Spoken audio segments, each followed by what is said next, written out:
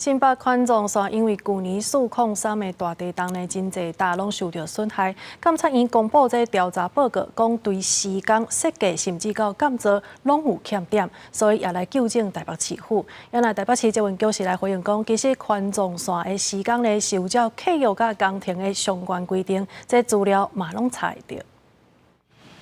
去年0403地震，新北这份环状线发生损坏灾情。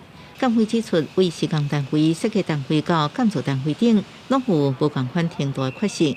其中施工单位中华工程无按图施工，将吊布帮线穿，最后互插销跳脱。台北这份又成为工程主办机关无尽到施工监督甲旅游管理的责任。显出了以后呢，就等于差不多可以说是只有这根螺丝在受力，它就很容易松动，飘飘飘飘，摇摇晃晃就跑了，整个螺丝就飞出去了。它为什么要给它穿到显出呢？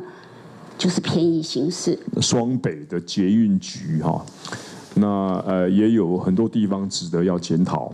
好，那我们就特别纠正了台北市政府。针对建议纠正，台北市政府局回应，环状线第一期施工，市府政府局甲工程处拢照契约甲工程会相关规定，落实品管相关的作业，各有资料严查。新北这份环状线被地震损坏，新北市政府向中港求偿19.27亿，侯友宜也透露求偿上新的进度。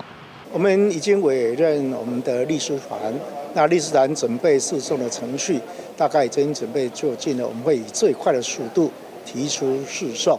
台北市政府局表示，后续会甲新北市斗阵向中华工程提起诉讼赔偿，目前进行相关程序当中，按算3月底会提告。公视新闻采访报道。